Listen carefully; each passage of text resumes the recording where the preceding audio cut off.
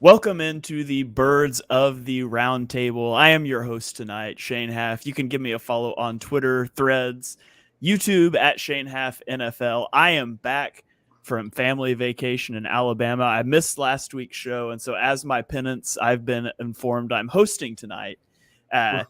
Joined as always by my co-host. It is Dibes. Give him a follow on Twitter at Mr. Crockpat. Check out his college content that's coming out. His NFL draft, college content, NFL draft, whatever you want to call it. He's got threads out, videos dropping. It's great stuff. Be sure you give him a follow. Dibes, how are you doing tonight? Dude, training camp eve, man. I can't believe it has hit us, man. It's finally here. A lot of fun guys to talk about tonight. Mostly guys that I haven't been able to get kind of take a deep dive into. But I'm going to be talking about guys that are more so fringe bubble dudes and why I'm excited to see what they got in training camp.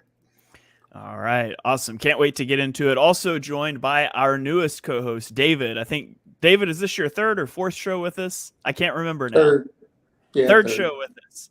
Give David a follow on Twitter at PHL Eagles News. Check out his written content at PhillyCoverCorner.com. David, how are you doing tonight?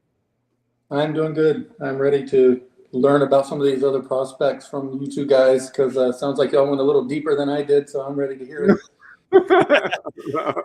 All right. So, yeah, on training camp eve, we are going to talk about our top 5 most intriguing players to watch at training camp. And I don't know. You might have Jalen Hurts on your list. He's not on my list. I kind of went for more of like some of the roster battles, some of those fringe guys like Dibes talked about. And of course, there's some big names on there as well. So we're going to get a mix of guys, people that you guys can keep an eye on when you're reading practice notes and all of that stuff. So David, I'll throw it to you first. These aren't in any particular order necessarily, but who's a guy on your list of an intriguing player to watch at training camp?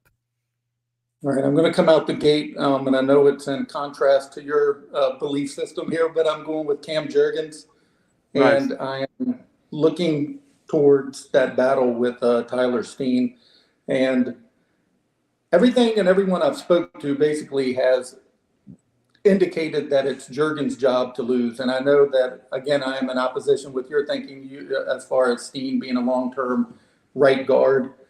From my belief system and from what I've heard is that they're not that worried about the longevity of the position this year as far as trying to put Steen there and having him, be the right guard for 4 years. They're more worried about who they think is going to be best this season and trying to, get back to the Super Bowl and win it. And another,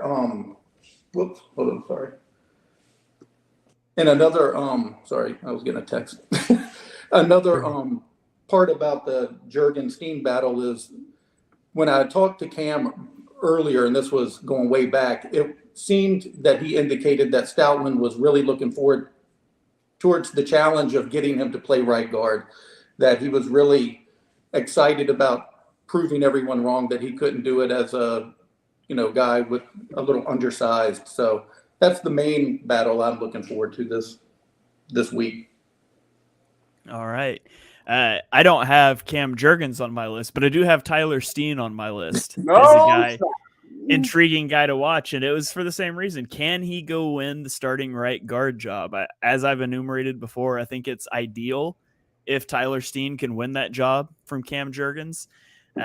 Because again, Cam Jurgens is going to be your center long term. I know Brandon Thorne put out his rankings, which Brandon Thorne, O-line guru, trench warfare guru. He's big on D-line stuff too. Give him a follow on Twitter if you haven't already. But in his rankings, he had the Eagles with the number 1 offensive line, and he listed Tyler Steen as his starting right guard, which is what I was expecting. We'll see what ends up happening. I would love to see Steen go win that job, but that's definitely a battle. It's the battle to watch in training camp. And I didn't put Jurgens on my list because I didn't want to put 2 guys at the same position. But right. A good segue to talk about it there. I will say I didn't have either on my top 5 list, but I will say last week when we did a position battle on Party on Broad for training camp, this position battle was my number 1. So Cam Jurgens versus Tyler Steen, man. I know Shane and I love the trenches. still learning David's favorites and not so favorites when it comes to positions. But for me, that is a great one. Ironically, I'm going to stick to the offensive line. And the guy I'm talking about is Trevor Reed. I'm really excited to see what Trevor Reed's got. He was an undrafted rookie out of Louisville. The Eagles love to kind of give Jeff Stoutland like these kind of projects, man, and kind of, Trevor Reed has mind-blowing athleticism, off the charts testing numbers. He had a 9.61 RES out of a possible 10. That ranked 51 out of over 1,200 offensive tackles graded from 1987 to 2023. He's got long arms, great upside, 6'5", over 300 pounds. Most of the snaps of Trevor Reed came from the left tackle spot with the Louisville Cardinals last year. He allowed 3 sacks, 2 quarterback hits, 8 quarterback hurries in 314 pass block snaps. I think he needs to get stronger. I think what Jeff Stoutland is going to be able to do with this guy with NFL strength and conditioning programs is going to be really fun to watch. So give me Trevor Reed, man. I know he probably won't get a lot of time in 2023, but definitely an up-and-comer. He was one of my 5 as well. No, snap. Nice. So you might as well just go on. I know I'll put him on both of ours. All right. Anything you want to add on Reed, David? No, he basically covered everything. The same sentiment that I mentioned with Jurgens is that Stoutland just loves these kind of guys. He loves these challenges, and like he said, the biggest weakness was probably his strength and lower body. And if he clears that up, he'll probably be a prospect that will probably go to the practice squad maybe to begin the season. But I'd be surprised if he's not a member of the team going forward. All right, so we got 4 trench picks between us so far. We got some comments.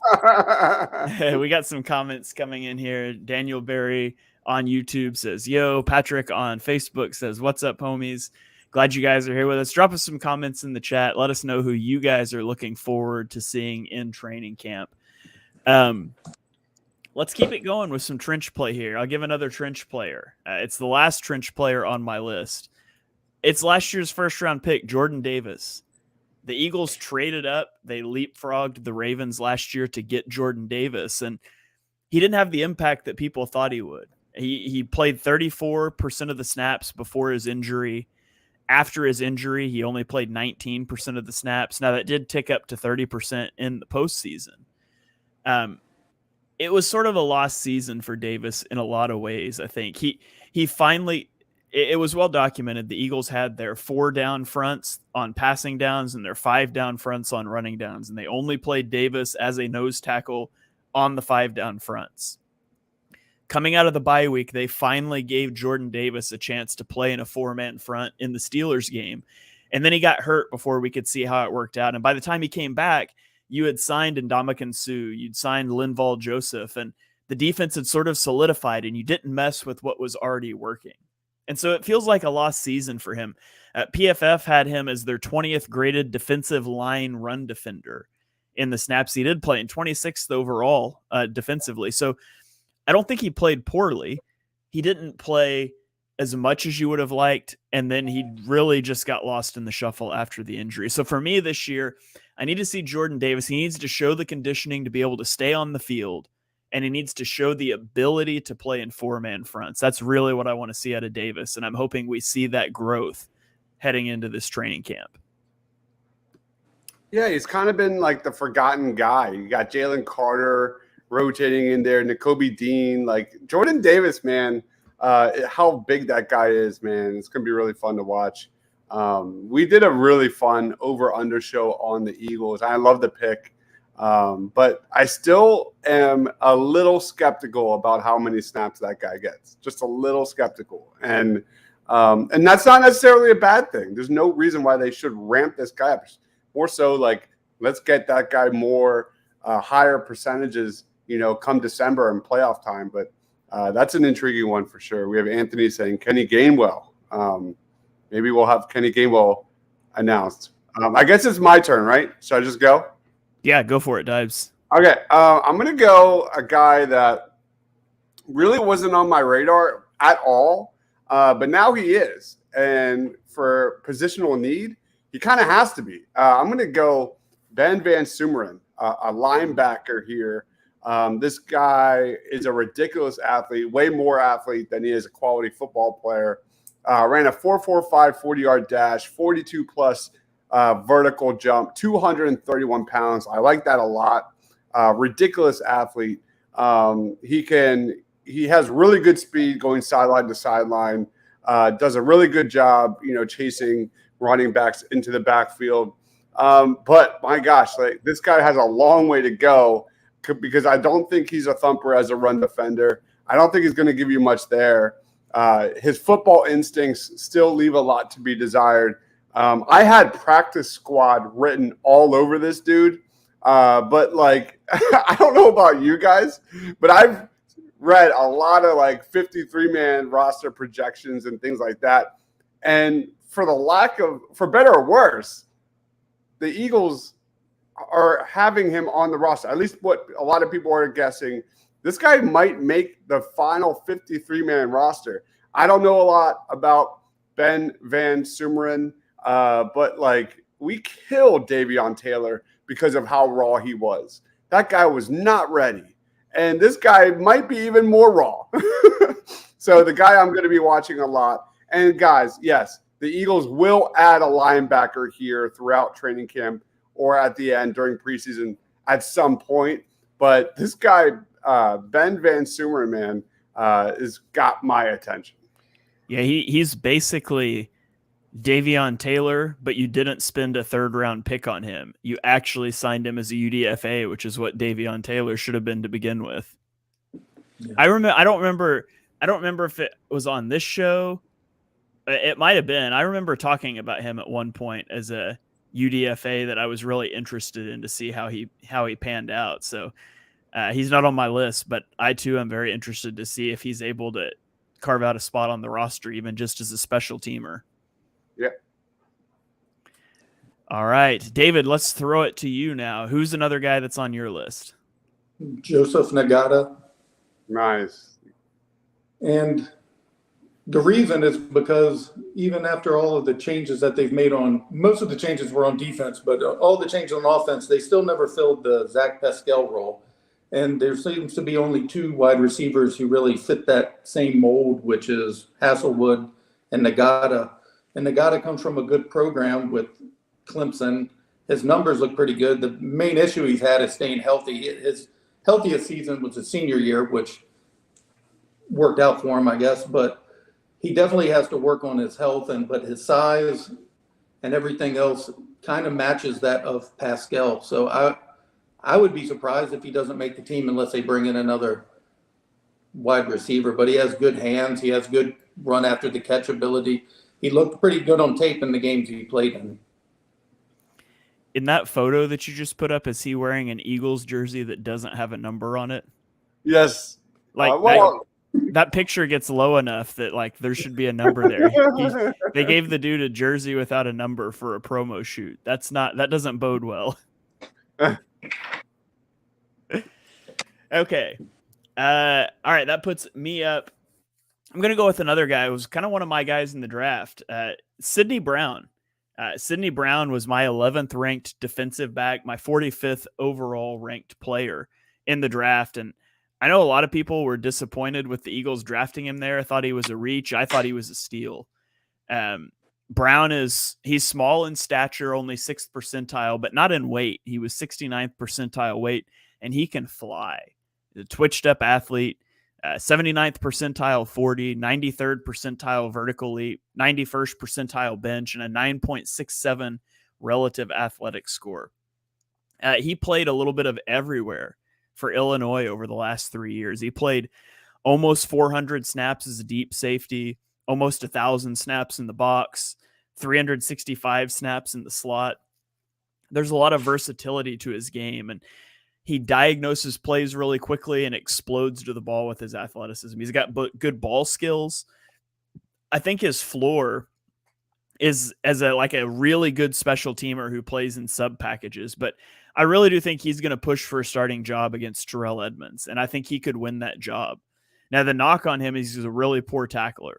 Missed 15% or more of his attempts every year in college, and his size is part of the issue there. It also causes issues for him covering tight ends that can just win with leverage, body him up. But, with Jonathan Gannon, we saw it was too high safety shells every play. If Sean Desai is going to be more, multiple in his looks, Sidney Brown is that safety that you want rotating down into the box where he's comfortable.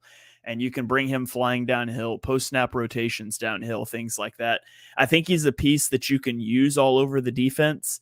And, not that Terrell Edmonds isn't, but Brown's a better athlete, and I would really like to see him on the field. Yeah, I agree with all that, too. Yeah, that's a great selection. And it's kind of embarrassing that he's not mine. Like, my memory of Sidney Brown will always be me pumping him up for months, and then when we finally put our final big board up, and Shane had him over me, he had him ranked over me, and I was pissed off because that was my guy for so long. Mark did the same thing to me with Julius Brents. I was pumping Julius Brents up for months, and then we put out our final rankings, and Mark had him higher than I did it. BGN Draft Show, if you guys didn't check that out during the off season, be sure you check that out next off season. We did a lot of stuff, but it's always funny how some of us start out higher on a guy, and then Dibes introduced me to Sidney Brown, and then I ended up higher on him than Dibes. Yeah. Did the Eagles did they sign Edmonds before or after they draft?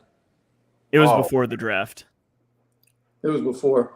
Yeah, because he had some interesting quotes. Edmonds did after watching Sidney at the mini camps. He was just raving about how hard of a worker he was, and saying how quiet he was also, and doesn't say a whole lot, but that he's just a very hard worker. He's always studying, and it sounded like he was legitimately concerned for the kind of competition he was going to have with them coming into the training camp.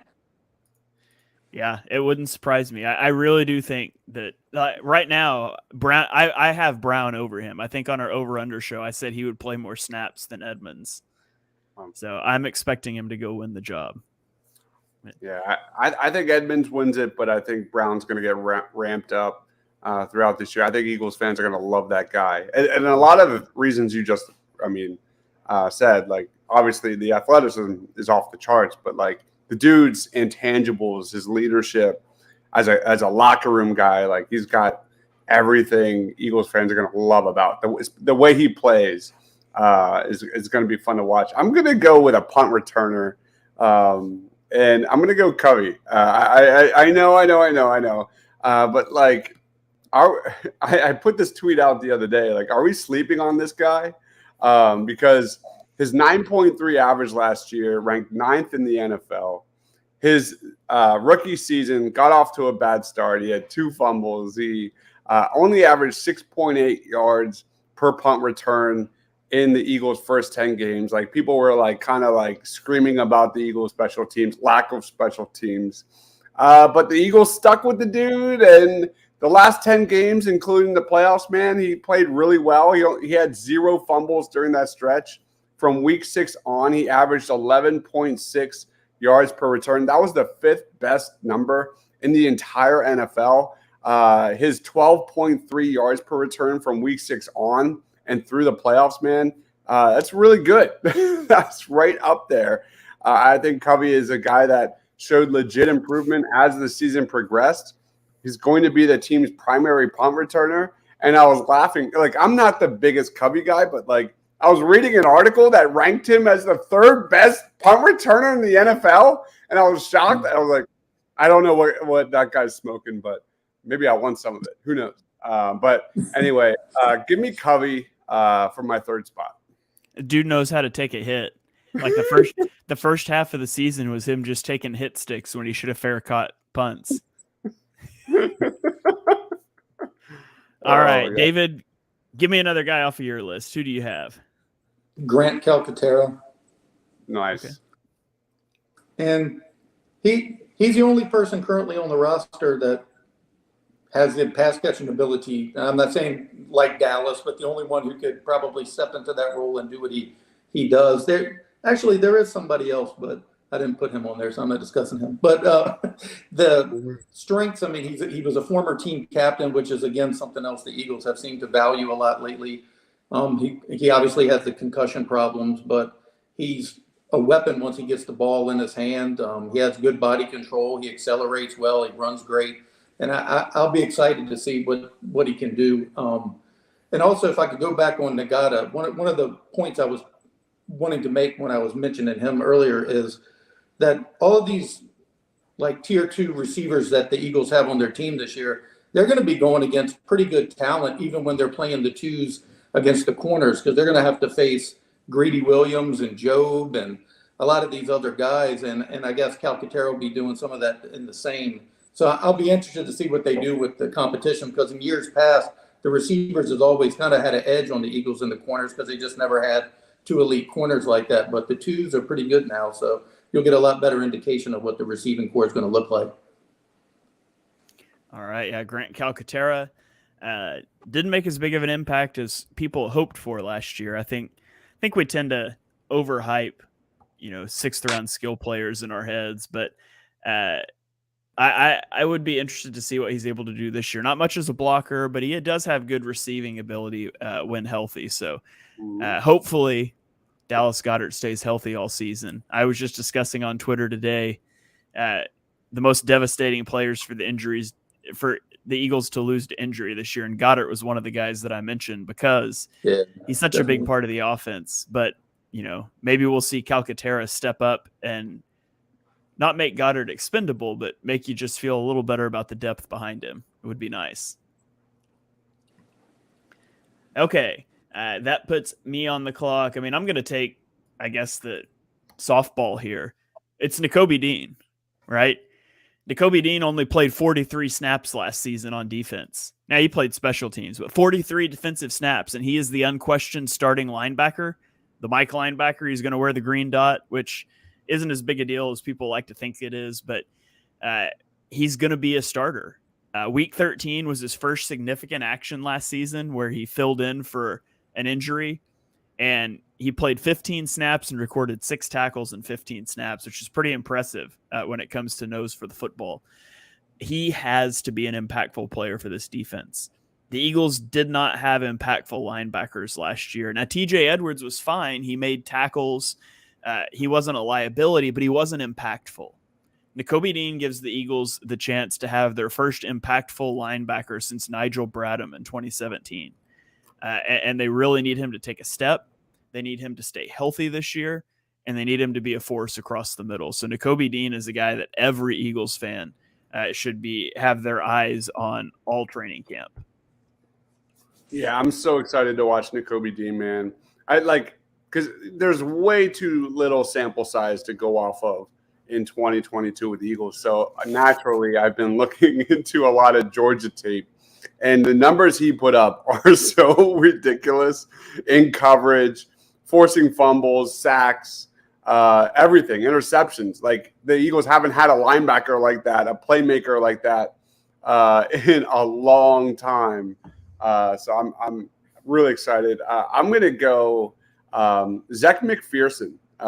We haven't really talked a lot about Zech McPhearson, but that's because he didn't play a lot in 2022. The only time the dude played was a non-blowout win against the Jaguars in Week 4. That was when Slay got hurt in the first quarter.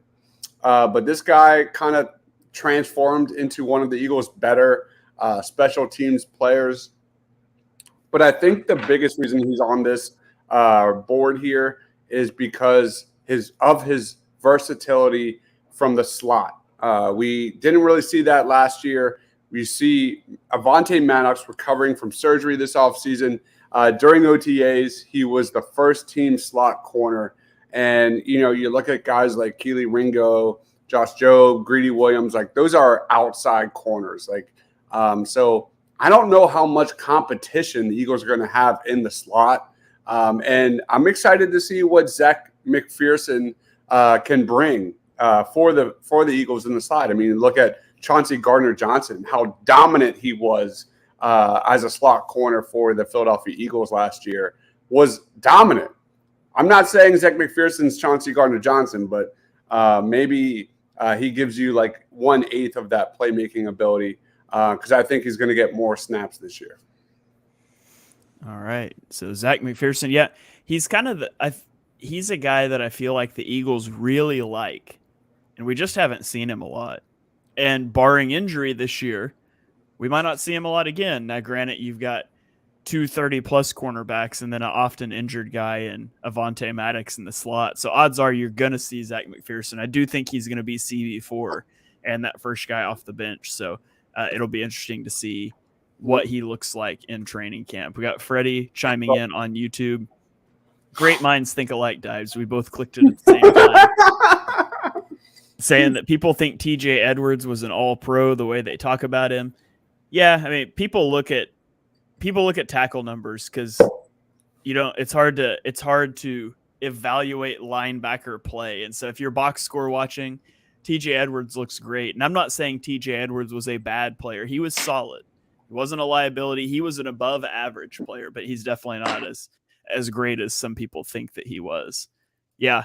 It's crazy. It's spelled Zech, but pronounced Zach. Yeah, that one got me for a solid month during the draft cycle. Okay, David, bring it home here. Who is your fifth guy that you want to keep an eye on during training camp? Saved the best for last. He was my second favorite prospect in the entire draft, and it's Nolan Smith. Right. I still can't even believe they ended up with this kid all the way down where they did. Just during the draft process, I was just reading and trying to speak to anybody I could, getting all the information I could on this guy. And with his 4.39 speed, which was better than Diggs and Hopkins, he out-jumped DK Metcalf in the vertical. And I'm just super excited to see him. And I'm sure they'll find a way to see him and Reddick on the field at the same time. I don't know if they'll put them on the same side, if they'll go opposing sides.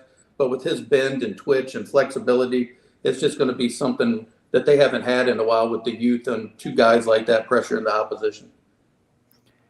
I'm just saying, I'm 99% sure he's wearing my glasses in that picture. I swear those are the same glasses. Dude, Nolan Smith is going to dominate, in moments without pads and things like that. He's going to be the fastest player on the football field at times. He's going to make quite an impression. How much do you guys think sidebar, how much do you think we're going to see him during the season? Because I wonder if he is he's the Hassan Reddick role, and it's hard to have two of those guys on the field, and you're not going to take Reddick off the field. Dude. And I don't see them putting him hand in the dirt as a defensive end. So I'm curious, how much do you think we'll see Smith on the field during the season? I remember going off on a tangent about this exactly. And I was like, do we want, and it's not a knock on Nolan Smith. It's exciting to see what our new defensive coordinator can do with these guys, to have two kind of Swiss Army knives that can really put pressure on a quarterback from any kind of alignment across the defensive line. But, putting this guy in takes snaps away from Hassan Reddick. Is that such a good thing? I don't know. That's a good question, Shane. I don't think he plays as much as we think. I think he's going to get that Jordan Davis treatment. I think we're going to see probably in that 20 to 30, roughly % snap percentage, especially early on. Because, if you think about say they're 5-man fronts where it's 3 down linemen, then 2 outside linebackers on the line. Maybe you have Jordan Davis as the nose tackle, and you got Jalen Carter and Brandon Graham out there with Nolan Smith and Hassan Reddick standing up on the edge. You still have to drop one of those guys into coverage unless you're going to call a blitz and maybe decide we'll blitz more. But when you've got this good of a defensive line, you don't want to blitz a ton. So, yeah, I'm really interested to see the usage for Smith. I had him at 30% of the snaps last year. I think Reddick played about 75% of the snaps, somewhere in that range. And I do think they're going to find some creative ways to get both of them on the field at the same time. I don't know how he's going to do it, but I'm looking forward to seeing it. Yeah, for sure. Yeah, let's see. Last year, Hassan Reddick played 73.8% of the defensive snaps. So, okay. On to my last guy. I'm going to do another linebacker. and it's Christian Ellis. Wow.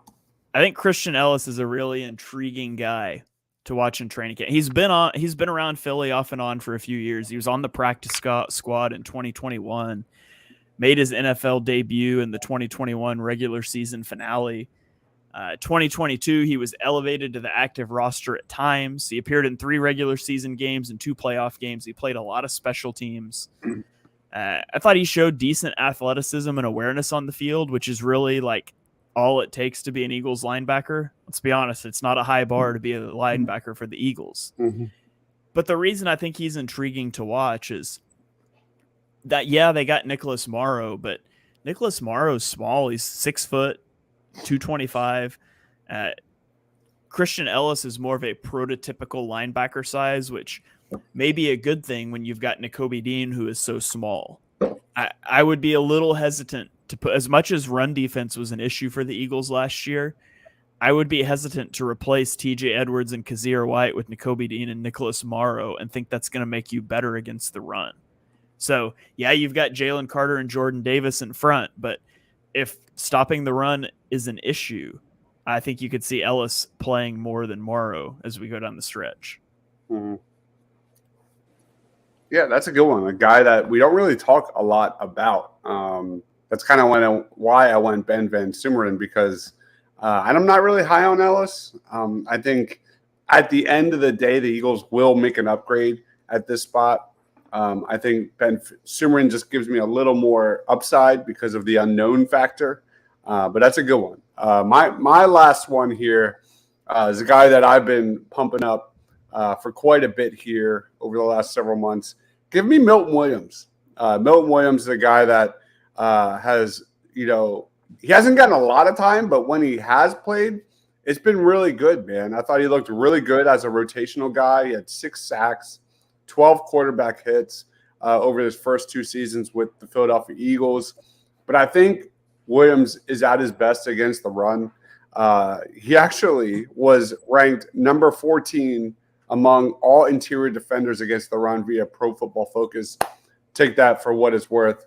And he had the 4th best percentage of plays with a positive grade versus the run. You look, the Eagles lost quite a bit, like Hargrave, Joseph.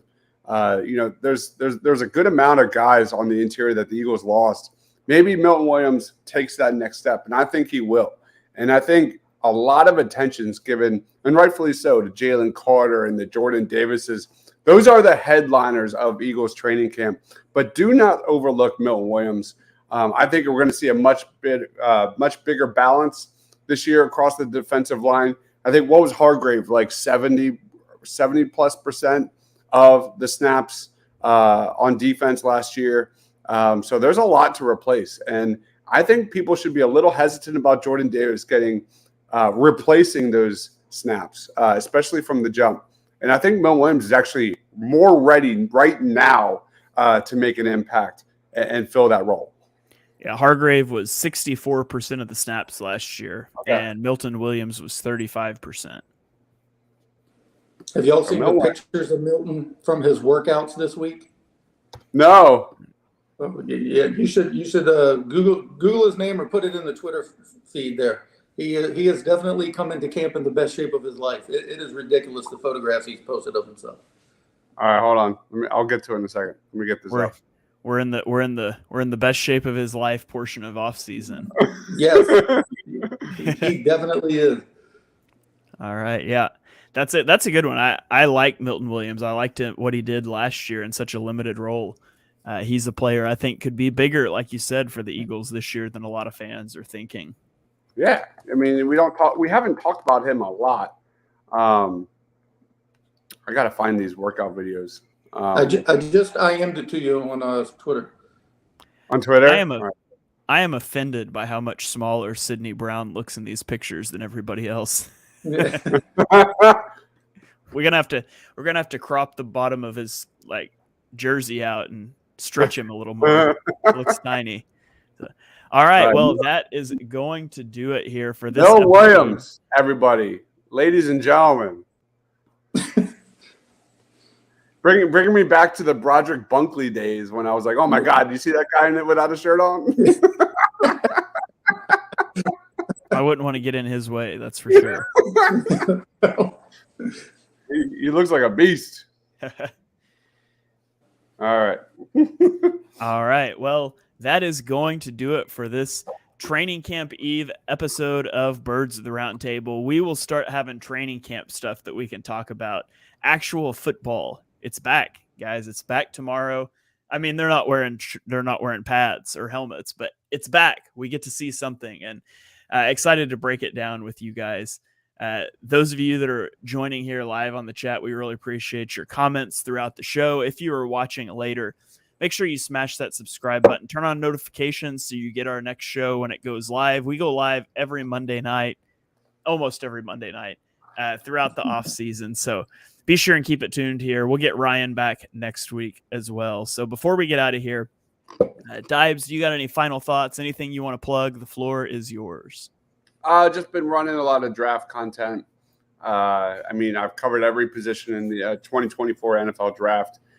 Went through some of my under the radar guys, compiled everything from my positional rankings, and we did top 10 of every Power 5 conference prospect rankings, and I compiled it into my top 50. So I'm through 21 through 30. So I've only got 2 series left, 31 through 40, then 41 through 50. I've already got a list ready to go of my non-Power 5 guys that I really can't wait to watch here. So keep a lookout. We usually record Fridays on the NFL draft, and yep, here we go. I will be covering the NHL draft starting next week. So I've got my guy, Tyson, who is one of the best Flyers analysts there is, period. He's such a beast. These are shows where I just kind of sit and watch, and he just talks. But we'll be going through all the top Flyers draft targets for 2024. So that will be coming out as well. So all draft all the time, baby. All right. David, how about you? Any final thoughts? Anything you want to plug? Floor is yours. I just released a piece on Jalen Hurts in regards to how he was changing retirement plans and surgery scheduling and everything else. So good. But that's on PhillyCoverCorner.com, but that's all I'm plugging right now. I've just been waiting for camp. I got a pass to go to one of the camps, so I'm looking forward to that. So hopefully I'll get some inside video or something when I get out there later this week. All right. Sounds good. Great writer right there.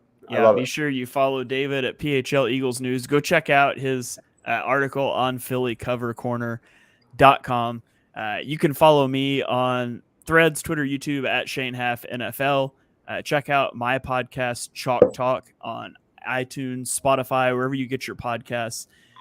Actually going to be going live shortly after this show with Mark, and Dibes is going to join us as well. And we're going to be drafting under 25 teams for the NFL against each other. So every player we select has to be under 25 when week 1 happens. So it'll be interesting to see how our teams turn out. You guys can come over there and check that one out. It'll be live on my YouTube, the Edge of Philly Sports YouTube, on the Chalk Talk Twitter feed. So go check that out, and you can let us know live as we go how much Dibes and Mark's team stink, and I'd really appreciate it.